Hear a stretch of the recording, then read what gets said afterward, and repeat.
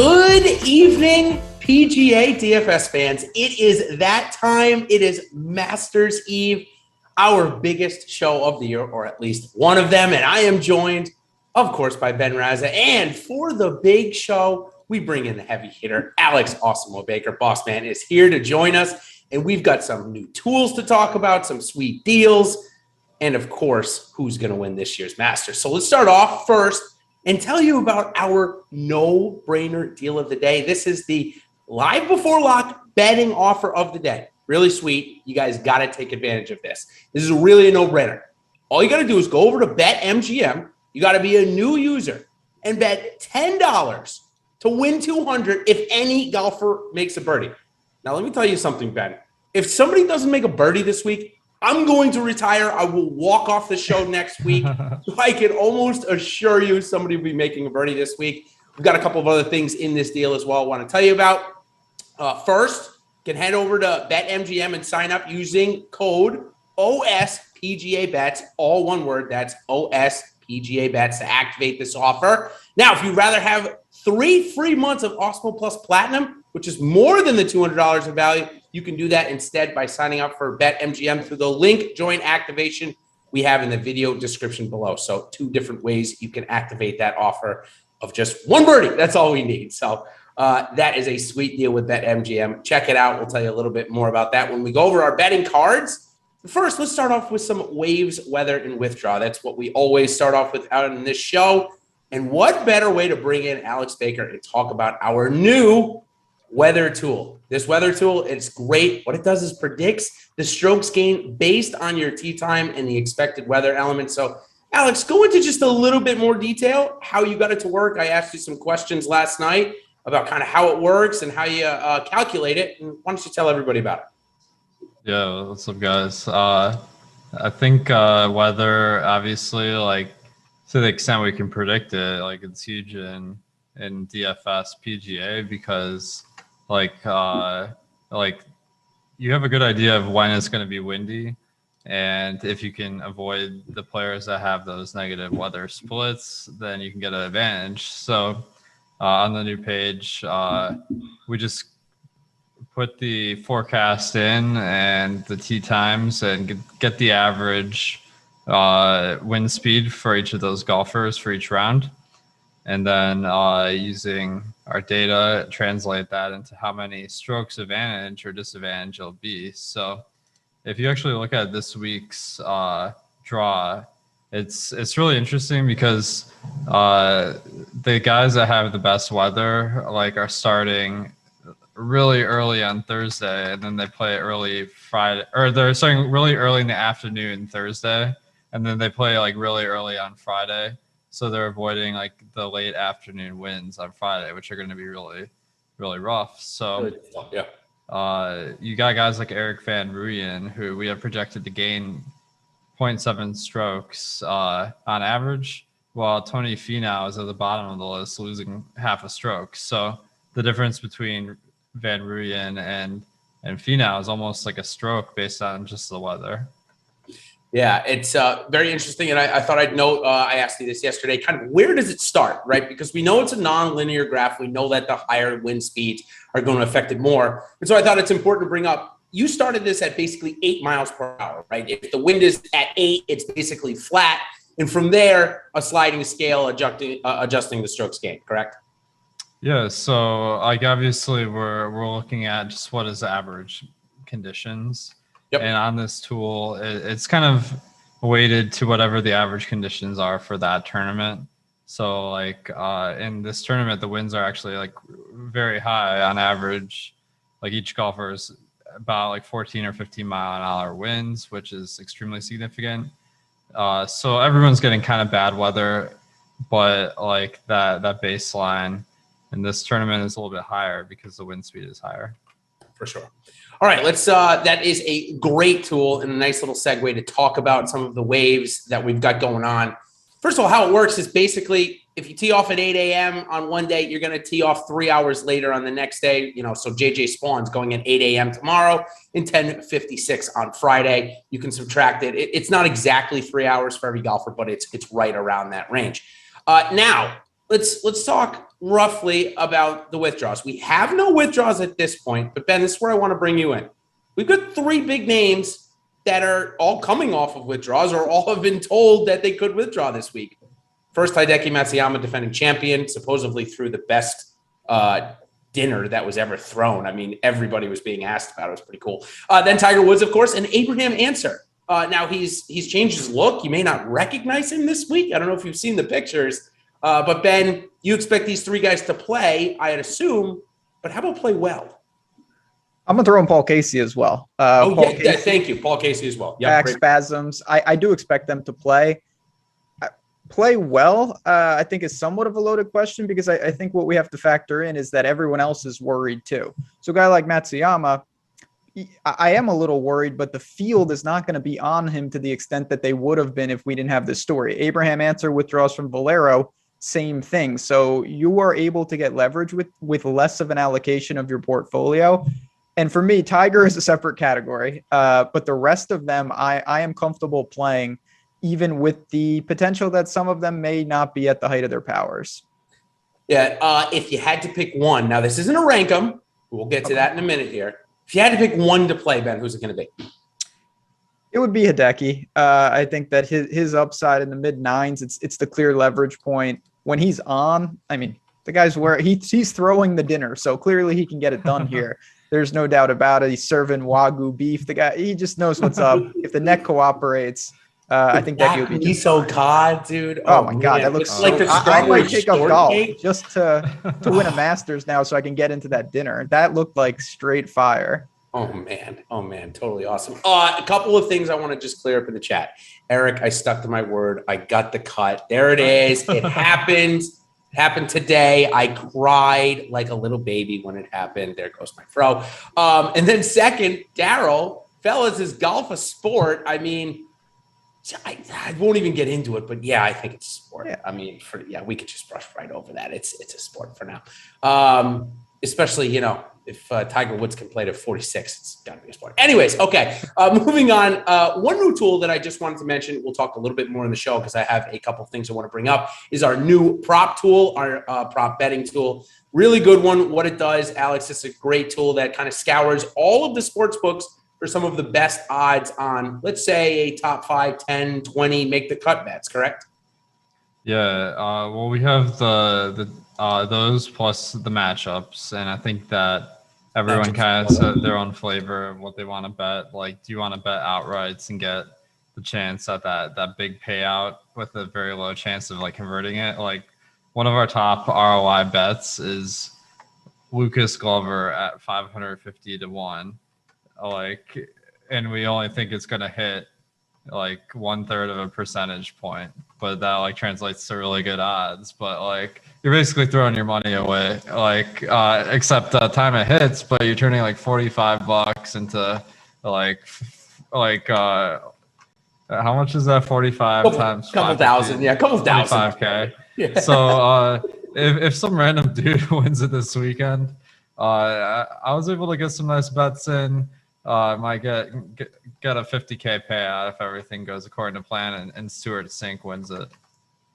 Well, Stuart Sink wins this golf tournament. That might even do it for Ben, not just me. It might be doing it for Ben as well. But all right, let's talk about some players, guys. Let's go into the rank 'em. This is not player by player. What I'm doing is I'm grouping players that are either highly owned, low owned, etc. together, and we're going to rank them on how we are going to play them this week. And of course, if you want the full list of how we are playing each player, check out our Pro Plays tool. It ranks all of our players against who else we pick. So mine, Ben's, Alex, Jeff's, it doesn't matter, Steve's. It's all there on the sheet. Go check it out. So first one we're going to start with is the top projected ownership golfers above 9K. So that's going to be Jon Rahm, Justin Thomas, and Cameron Smith.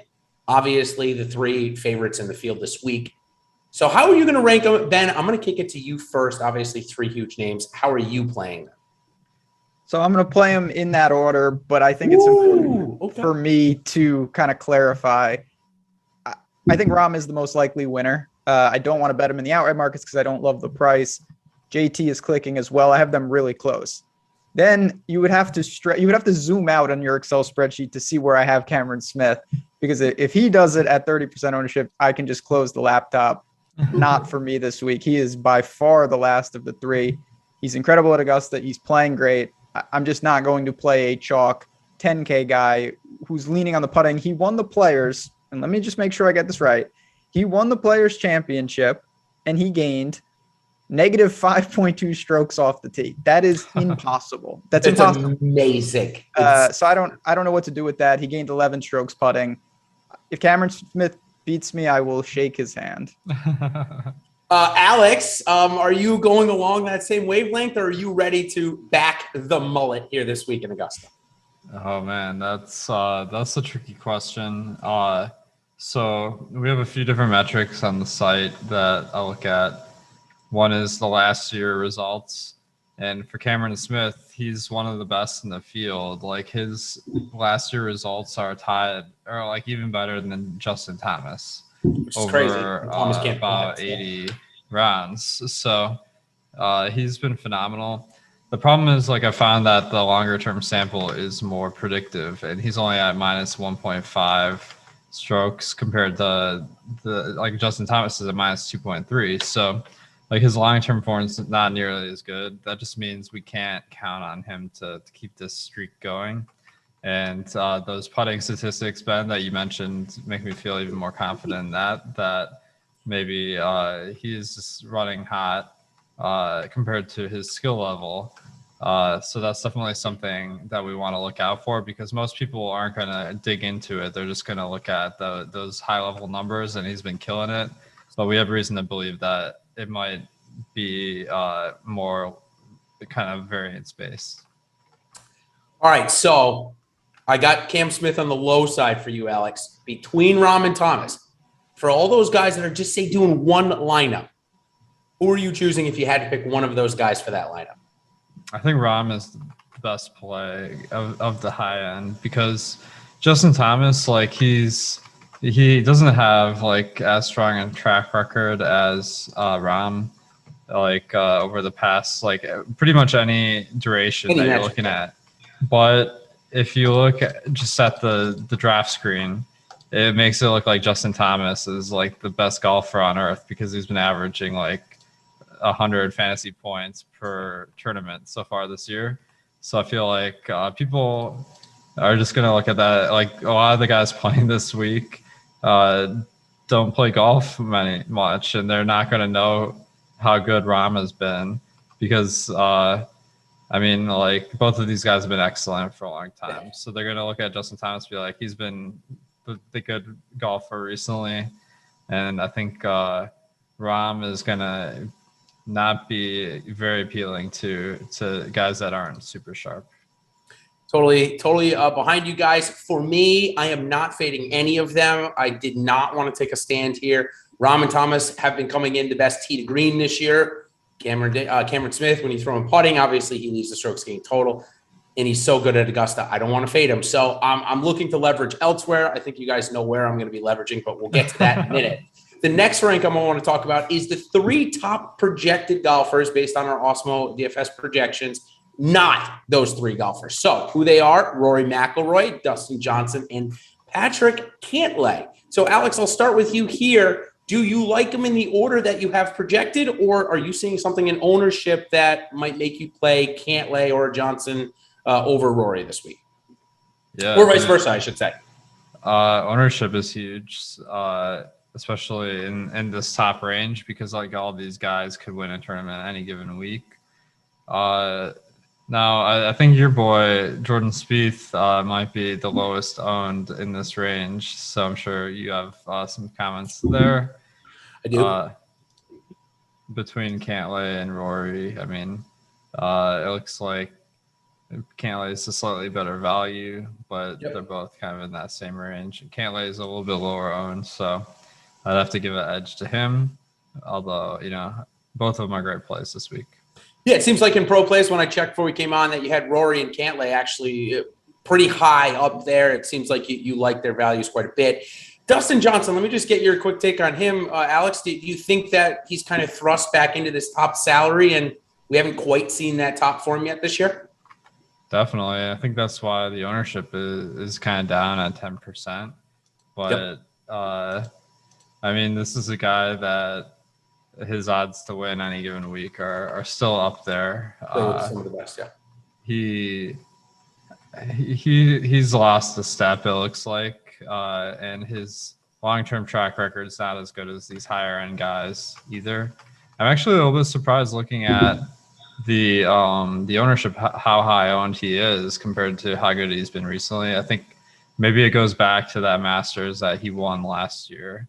Well, I guess it was the 2020 Masters, but it was postponed, right? So maybe people are looking at that recent form. It looks like his odds are a little bit higher than I would have guessed in the betting markets.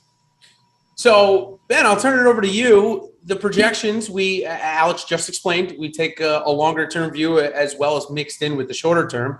You and I have talked about Patrick Cantlay's struggles since the second place at the Waste Management. So are you going for the value here at 9,500, or are you seeing something maybe out of, we know you're a Rory guy through and through, obviously, but are you seeing something maybe with DJ or not playing any of these three? So DJ's the toughest one for me. I have Cantlay and Rory very close. I think both of them very solid. The ownership's going to be there, but I think the price checks out. Looking at our tools, whether it's leverage or projections or even ownership, I'm comfortable with it.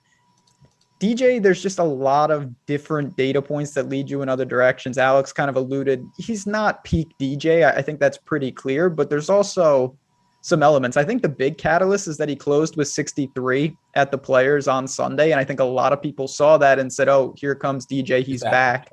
He's getting in gear. He's starting to make cuts. Now he comes to Augusta.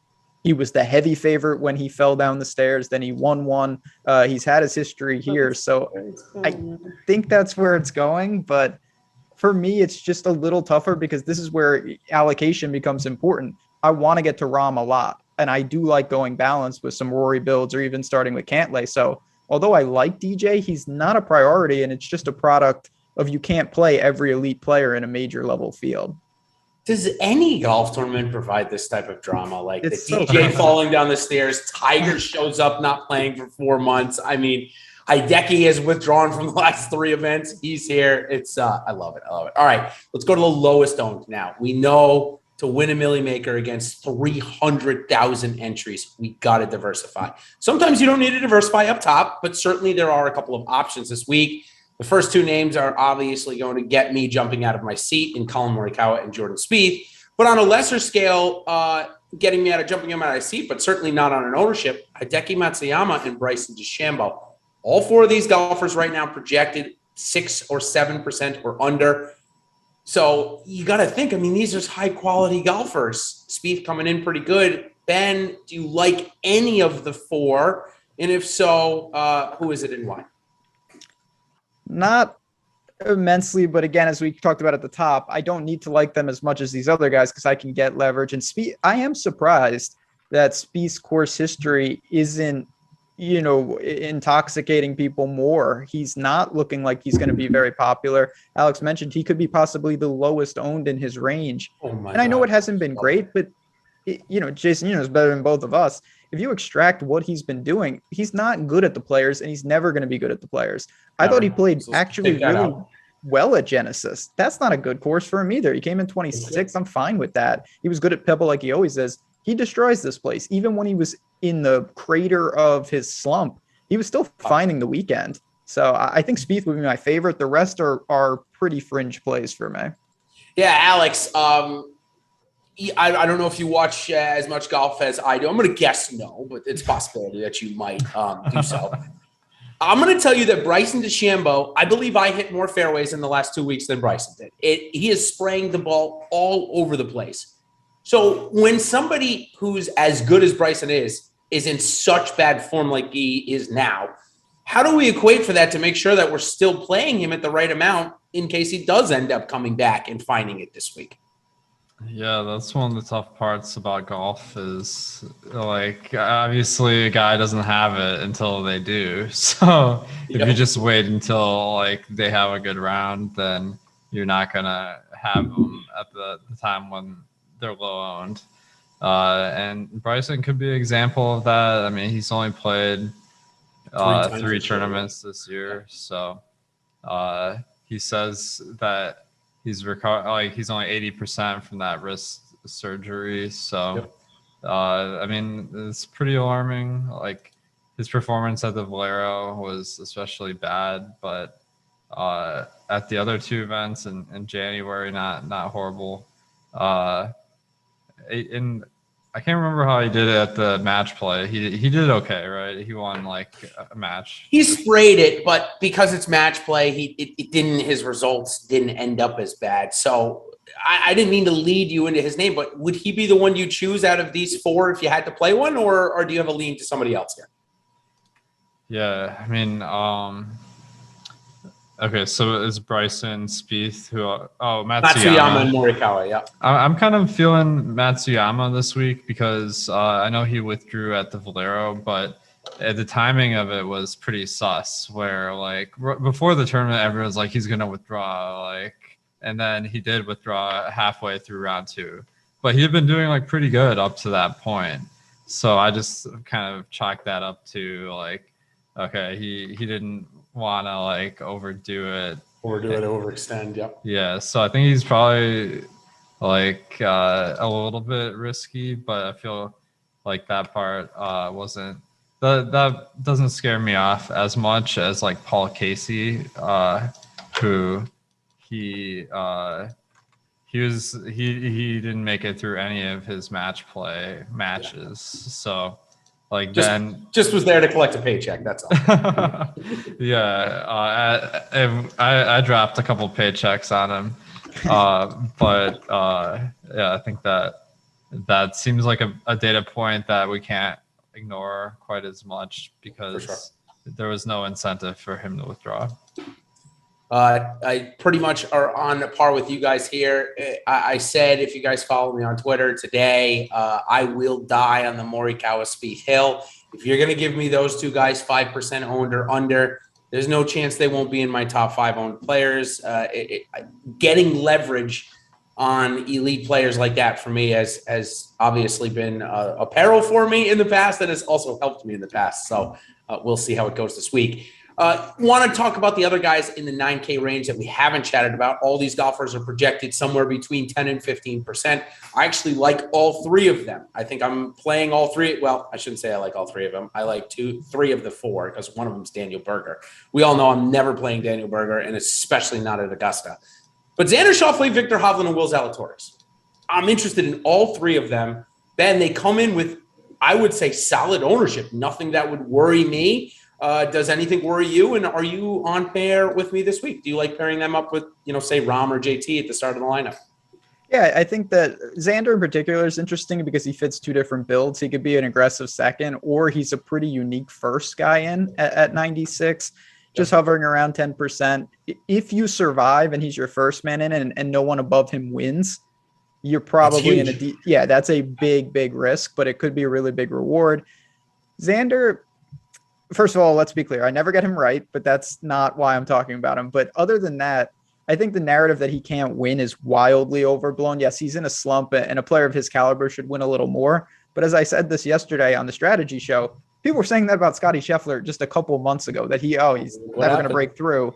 And Xander easily could break through on the major front this week. So everything looks good, tee to green. The tools on the site check out with him. I'm very comfortable with the ownership.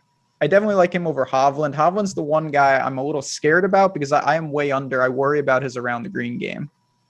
Yeah, Alex, if you watch the Masters, coverage live from or whatever they do, the guys, the pundits there are saying around the green matters so much at Augusta, especially with the wind being up. I totally agree with that. I can certainly understand and get behind it. But with a guy like Hovland, are we looking at how much he's going to miss the green, or are we going to look at how much he's going to hit the green compared to other golfers? How are you weighing that? Because clearly it's such a bad stat for such an elite golfer.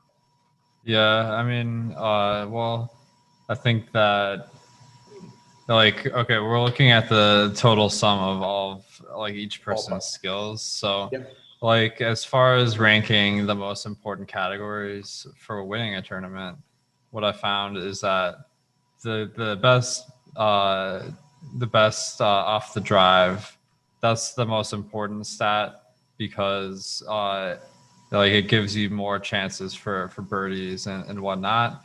It like adds to the variance of a golfer, which is good in a tournament where around the green, like it's a lot of times like saving from like a bad hole to like a par or something like that. Like obviously you don't want them to have to like hit those shots necessarily. So that's probably like the least important stat of all the strokes gained. I agree. And I don't disagree with you at all. Yeah. And putting, I was actually surprised when I researched, I found that was like actually like increase the variance of golfers to be good at putting instead of like decreasing it. So that was kind of surprising to me, but I'm not, I don't think it's worth zeroing in on that one stat. Is it worth zeroing in on one player named Brooks Koepka because it's a major? Alex, go.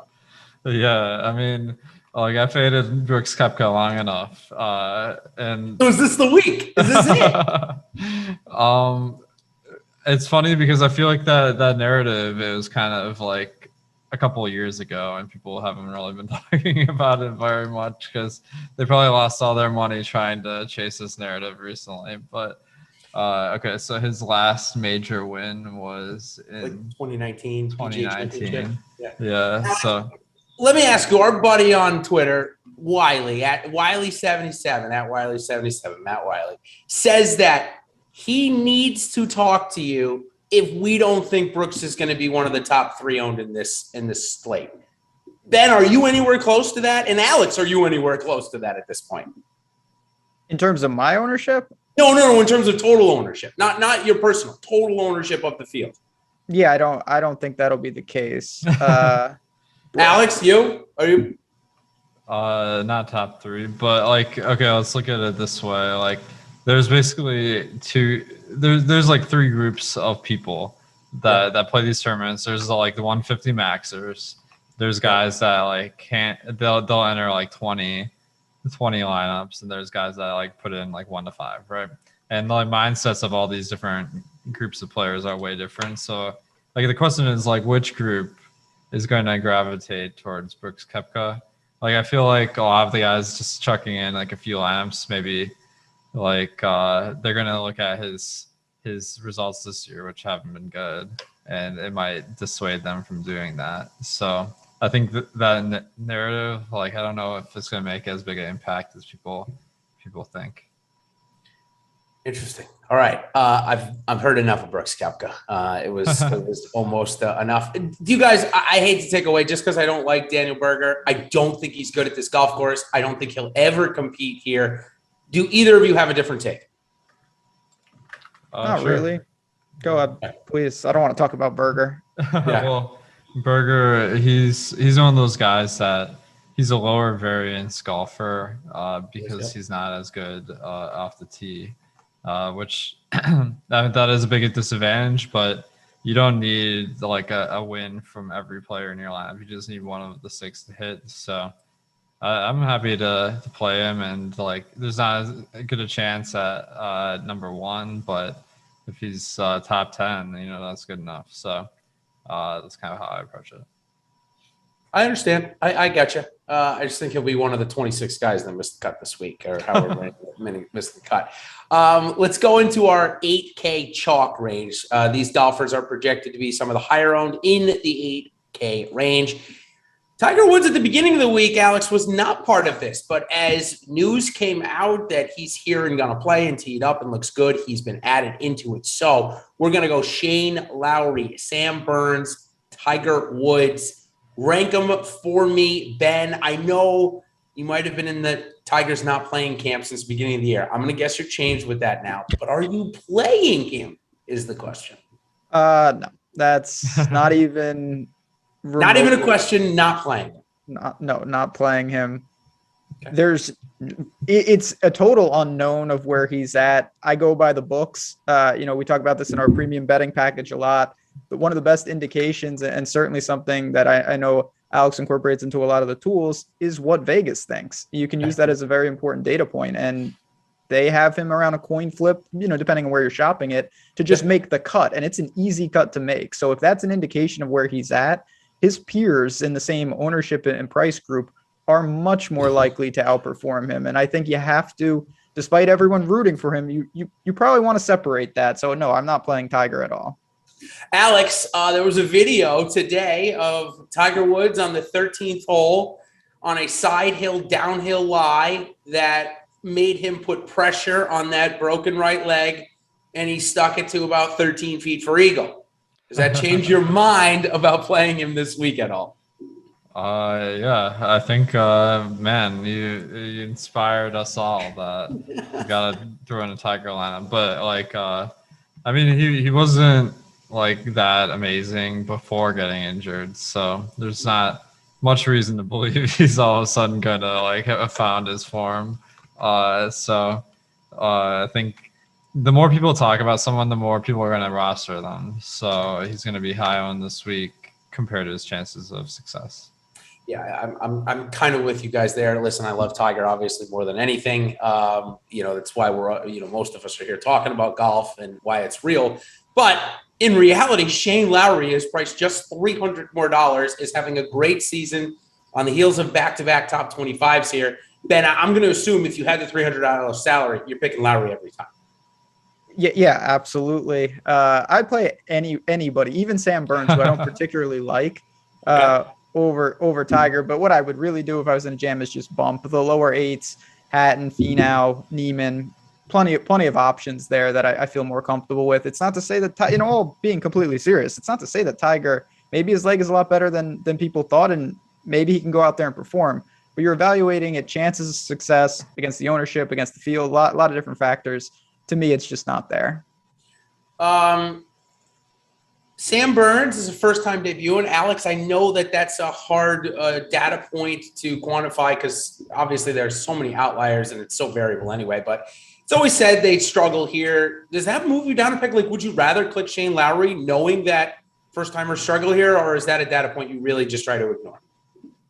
I'm like really skeptical about that data point because, like, first of all, you don't have to have played a PGA tournament to, like, play the course, right? So, right. Yeah. Well, like, he might have played here before, and, like, they have, like, time before the tournament to practice and stuff. So I don't think that experience at a particular golf course is really going to make that much of a difference. But if there was something more about his skill set that, like, was part of an argument, I could buy into, but I don't really think the first time means much. All right, I got another one then. Ben, I'm going to turn this one to you first. Playing with Tiger Woods, the circus that goes around that, the crowds, the TV that follows. Louis Oosthuizen is a pro's pro. I don't think anything will face him. But the 23-year-old Chilean, Joaquin the Dream Neiman, that's maybe another story, Ben. Where do you stand with that? Are you throwing it out, or maybe you're not playing Neiman because he's going to be 15% owned and he's a lesser version of Victor Hovland, say, around the green? So it's unquantifiable. I think that's the first obvious point. There's just no way to know. He could thrive off it. He could be completely overwhelmed by it. Yep. I think what I'm going to do is, this is where I think the human kind of the art form comes into play. I'm going to build my lineups as if that's not important at all. And if I get to a situation where I'm 50-50 with Neiman and another guy, I think it's a slight bump. Yeah, Adam Scott. I think in some scenarios, it's a slight bump down. I think that can get away from you. He's never played with Tiger. It's going to be a circus, as you said. So I do worry about it, but at the same time, it's impossible to know if it affects anything. If he goes out and plays terrible, everyone's going to say it's because of the atmosphere. He might have just played terrible no matter who he was playing with. For sure. Alex, what do you do with the worst pricing on any slate, on any site, but the golfer has been pretty good this year? I'm talking about Taylor Gooch. He's 8,700 on DraftKings, probably the lowest owned, over 7,500 possibly. So what do you do with a situation like that, where the price is just so bad, but we know ownership is going to be nothing because of it? Well, I think that, we only have him at 1.6% owned this week. And you are sacrificing like 5 fantasy points by picking him. Of course, not as many as if you pick Tiger Woods, but you don't always have to play to get an edge. But we have a new statistic to help us quantify this, the optimal percent on the Top Golfers tool. So this is based on our simulations, and we find that Taylor Gooch lands in the optimal lineup about 6% of the time, for the 2% ownership. So that seems pretty solid, yeah. Those are favorable odds. So the one caveat is just that, okay, so like you're kind of multiplying the percentage chances of your optimal lineup together to get kind of an idea of how strong your lineup is.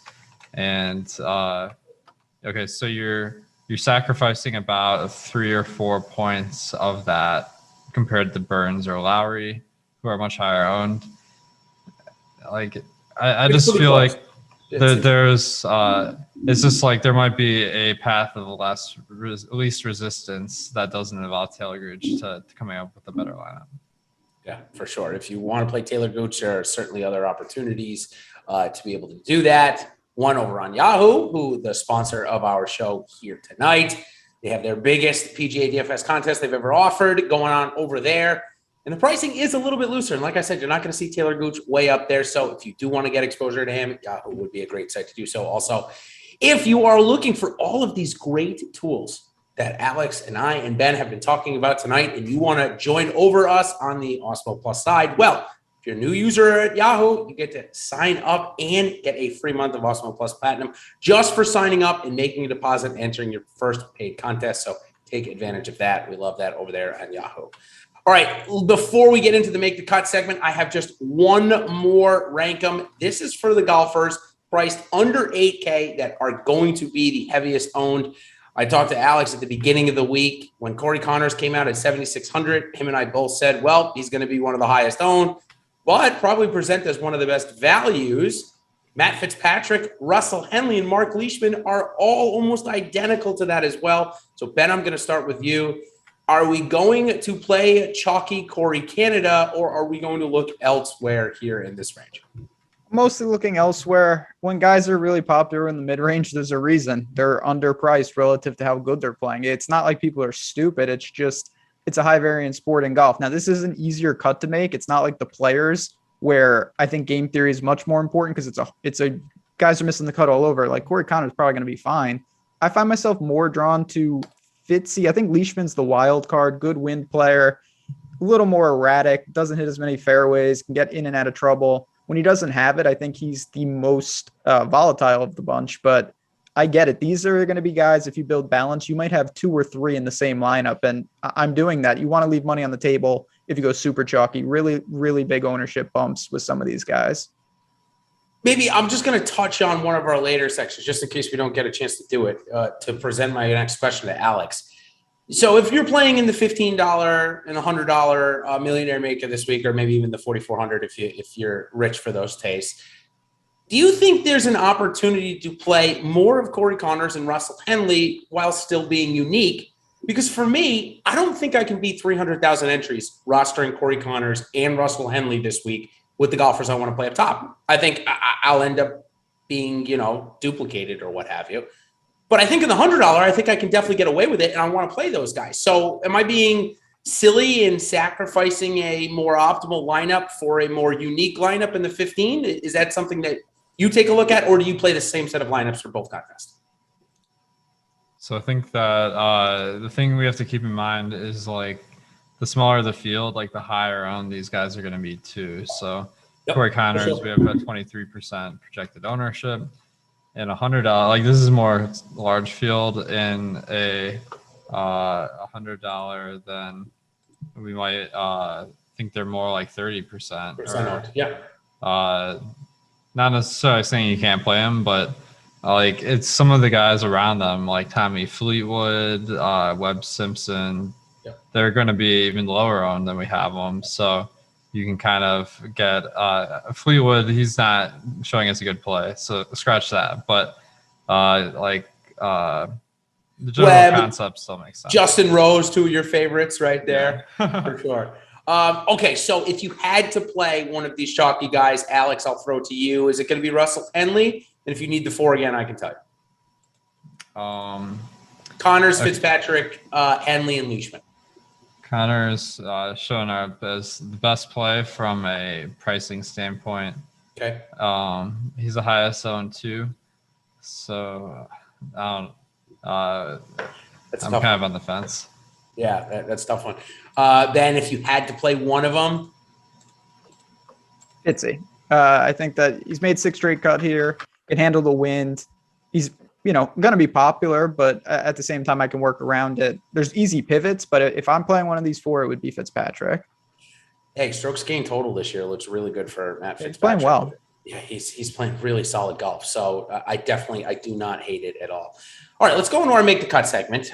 This is where we bring up, a lot of golfers that, are going to help be corollary pieces to these winning Millionaire Maker lineups.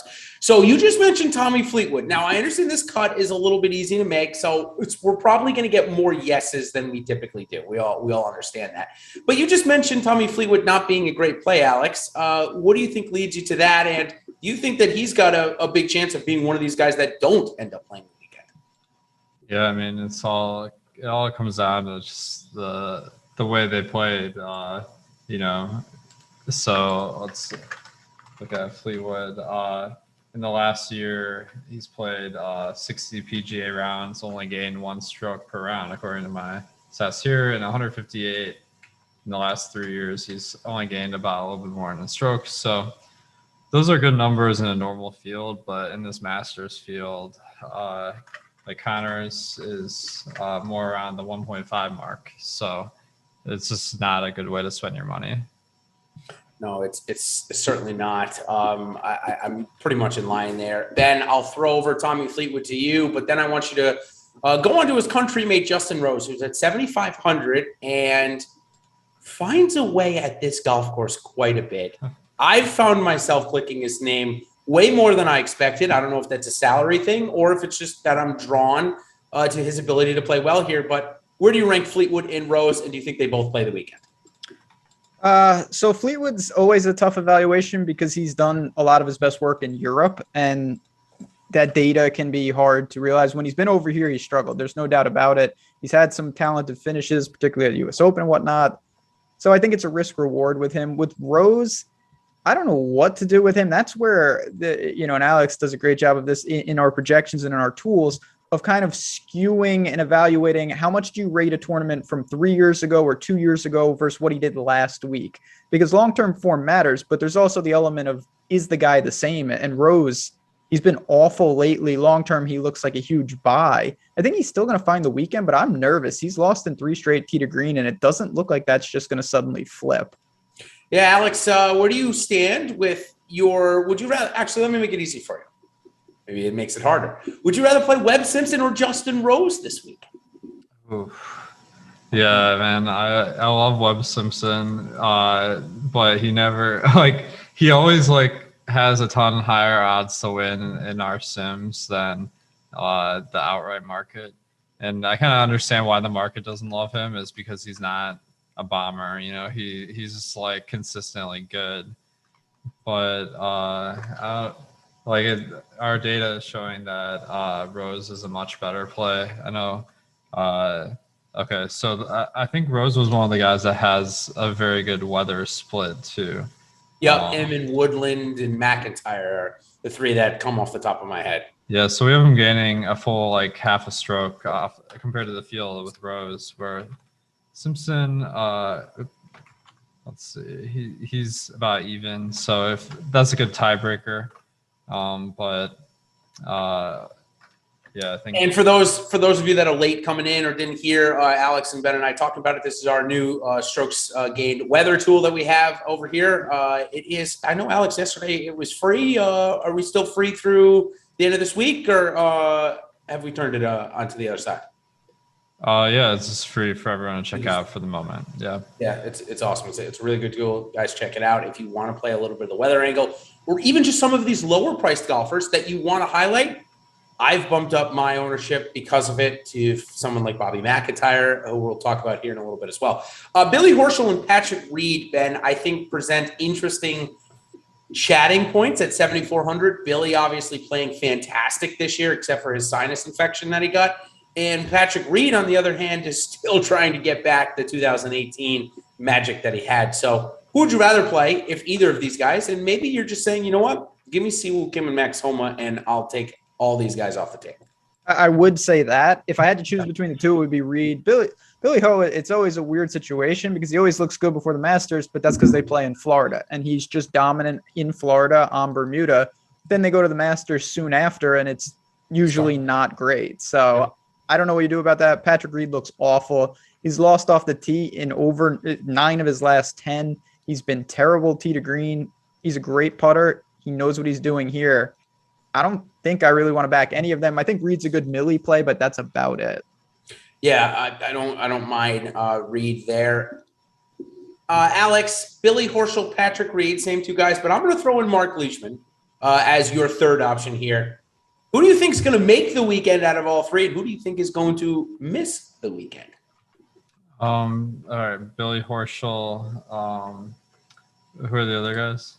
Horschel, Reed, and Leishman. Okay. So I think Reed, yeah, he's been having a bit of a rough time.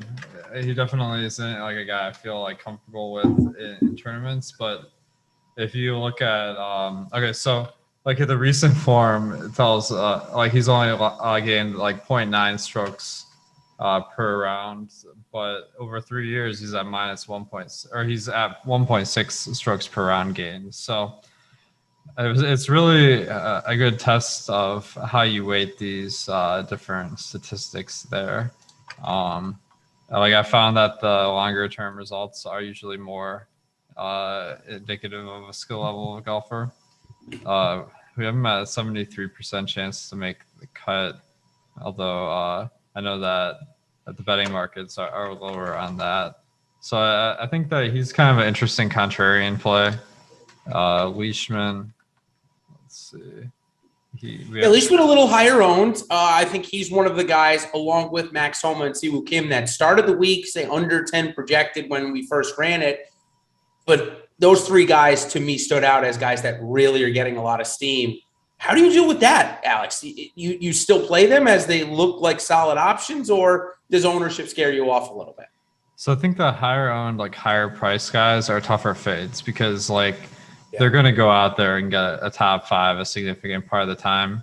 Yep. Like the chance that one of these guys kills you is a lot less, and there's more guys that are in this price range that can beat them. So like that's where ownership fade becomes really appealing, is if it's just a high owned golfer that is cheap. Yeah. Now, do you have one of the three that I just mentioned that stick out to you? And Ben, same question to you as well. Homa, Kim, and Leishman all getting a lot of steam. Ben, you can answer first. So these guys make a lot of sense. I think they're going to be the last man in on a lot of balance builds. You land in the 7s, you feel comfortable.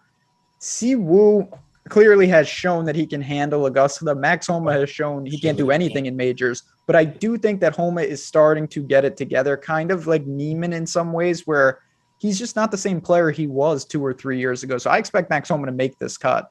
He is an important piece for me. I have no problem with any of these guys. I think you could double at 7,100 with both of them. It's a good range at the bottom of the 7Ks. Yeah, and our buddy Tokyo TS in the chat, he is the Billy Horschel guy, and he is. I don't think he has a round in the 60s at Augusta, so that's the way it is. All right, let's go into the 7K range. I think we're doing okay for time here. We're doing pretty good. 3 names right at 7K that to me are all incredibly interesting. Bobby Mack is the first one. He came in 12th last year. That's how he's here. Luke List has said that he is driven by Magnolia Lane multiple times a year since he's been here in 2004. Could set up well for the course. And then there's Cameron Young, one of the, I would say, biggest bright spots rookie-wise of the PGA Tour this season. The guy has come out and been absolute fire. Little nervous about him at Augusta. We don't know too much about him yet, but Alex, projections love him. Who do you like out of the 7K guy? And you can tell me all 3 because I am playing all 3 this week. Yeah, I mean, Cameron Young has been phenomenal. We have him as a great play for the price, about 10% chance of being optimal. So I think he'd be my number 1 guy there at 7K. McIntyre on the list. They look just kind of like average plays to me. So Cameron Young does stand out. Ben, do you have a different take? No, not really. I think that I've said this a lot, and it doesn't make it any different in a major. Cameron Young, to me, could be the most mispriced player in the whole tournament long term. He might just be amazing, and he might just be a guy that got hot for a little while, and he'll never be at future majors. So I think if you believe in what you're seeing, he would make a lot of sense at the flat 7 price. Now, we just don't have the body of work to see what he excels at and how he would handle this, but I'm willing to say it's worth a shot on some of my lineups to find out. Yeah, I'm pretty much there with you. Okay, a couple more guys. Gary Woodland, Sepp Straka. Let's start with those two. Looks like they'll be rather popular. Gary certainly very popular, playing really good golf at 6,900. Ben, is the ownership going to scare you, or is the form too good to pass up?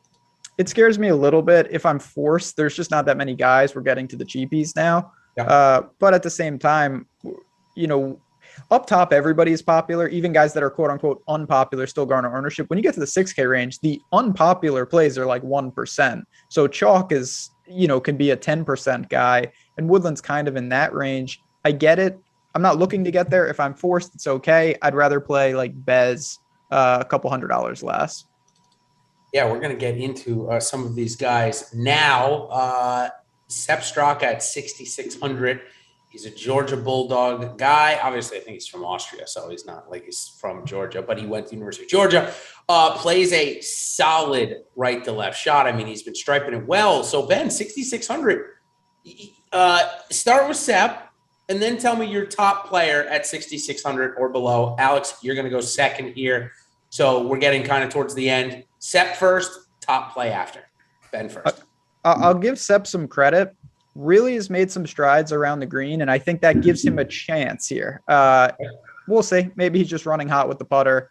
Really impressive, of course, at Honda. My top play, 66 and below, would be Peters. I think it's pretty clear that it would be him. HV3 is close, but Peters has the upside. He's a wild man, elite scorer.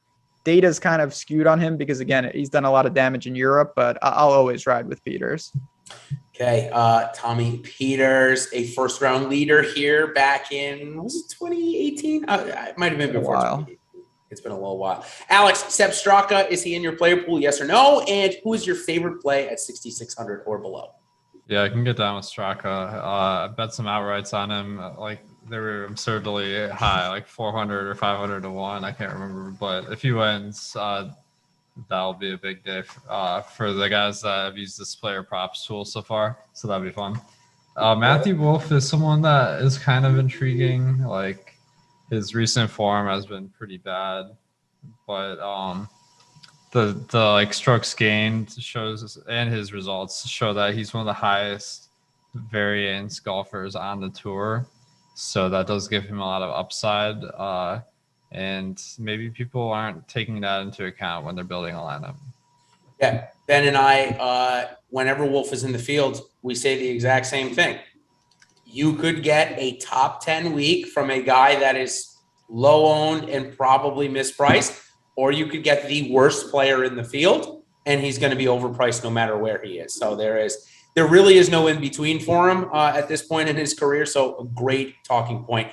All right, last one on the salaries. Anybody below 6,500 that you have seen in an important lineup for you this week?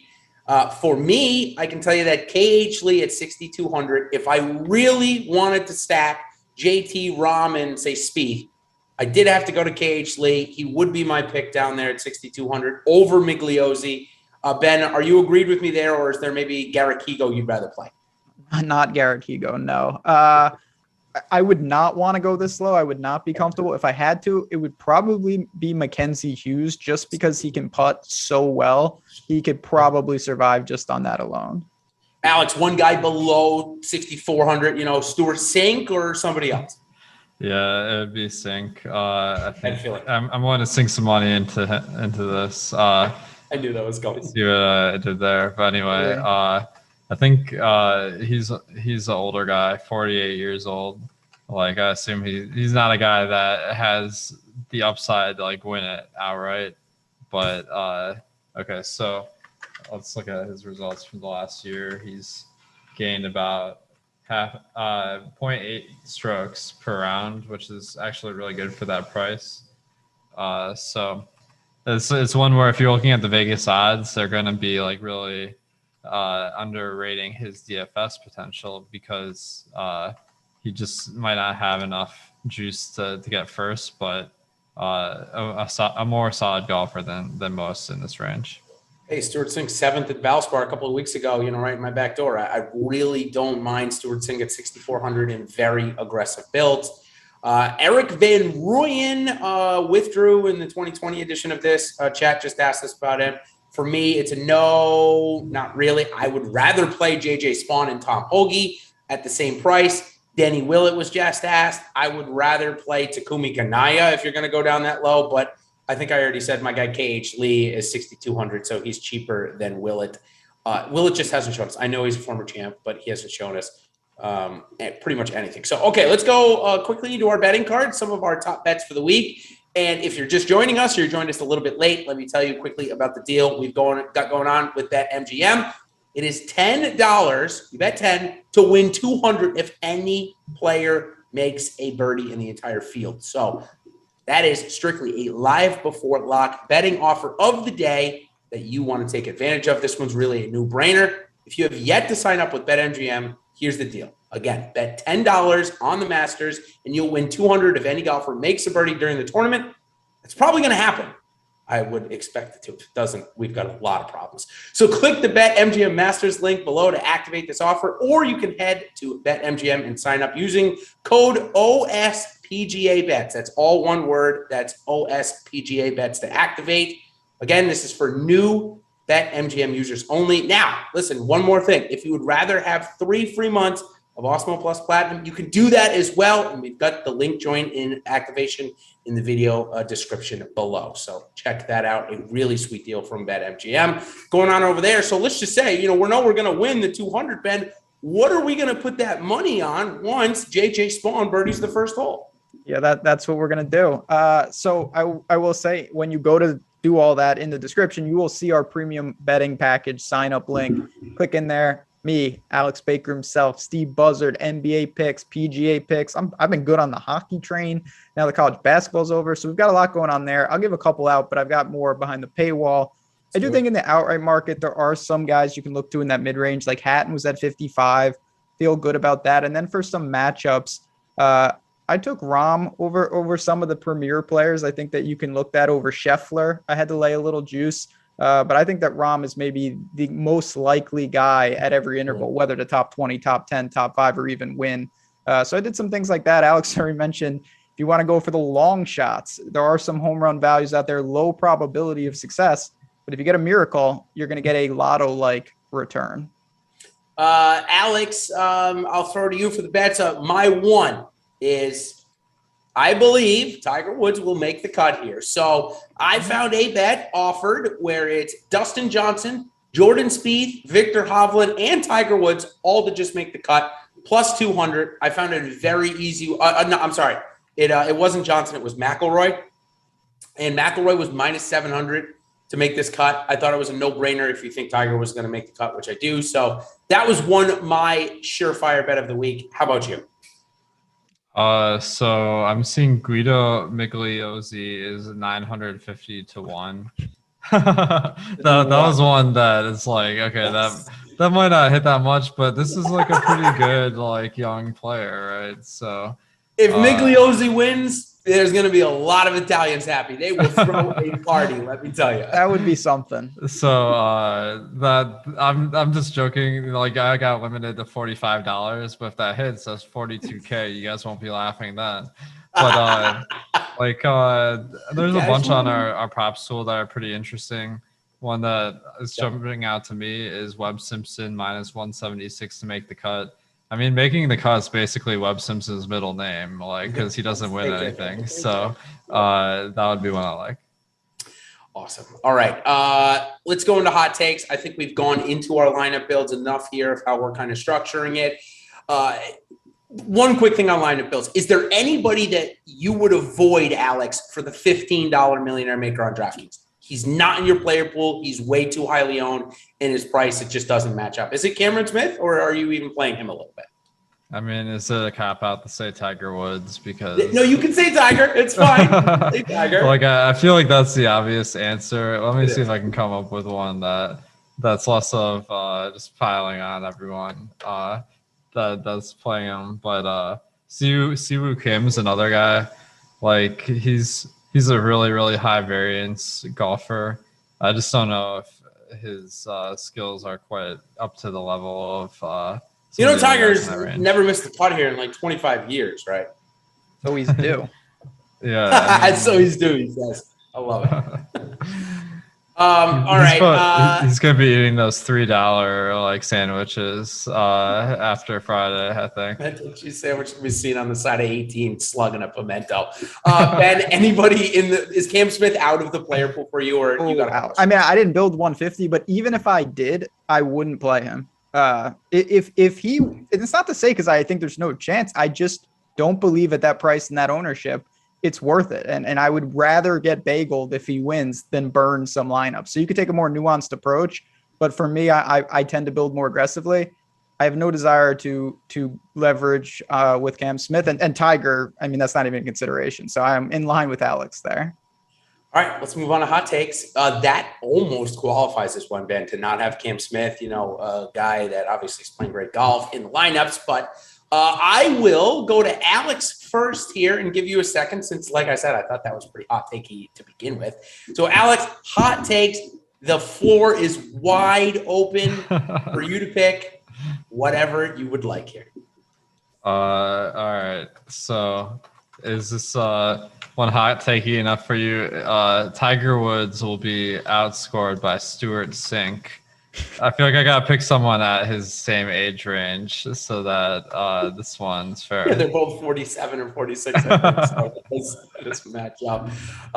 That's a pretty good one. Ben, how about you? We'll throw it to you. Yeah, as Chad just pointed out, your Guido takes weren't hot enough. You had to pump it up even more. Yeah, right. I should have gone with the Guido takes for you. I'm gonna go with. I think there's two different ways you can do this. I don't have the odds in front of me for this bet, but I think that EVR will be the top South African. That's one. Ooh. I think he can beat Usti. He can beat Bez.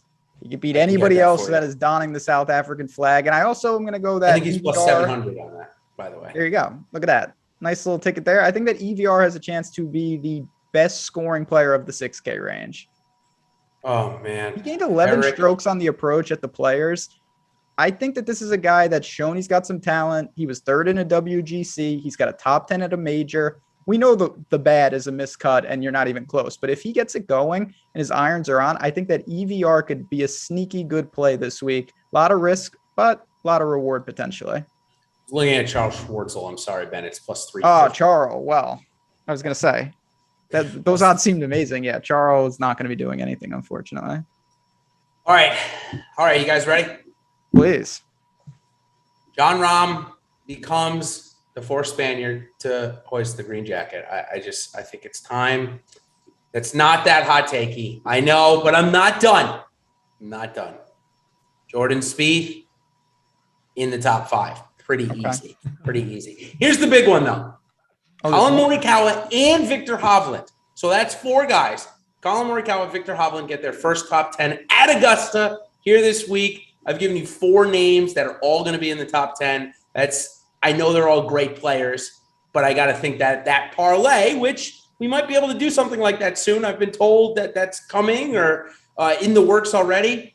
Parlay the Spieth, Rahm, Hovland, and Morikawa top 10s. Let me know what those odds are. I would love to see them. That is my hot take for the week. I've gone a little bit over here, guys, but this has been a lot of fun. I've had an amazing week. I can't wait for the play to get started. Do you guys think that anything can ruin it at this point? Would a Tiger withdrawal ruin your week like it would mine?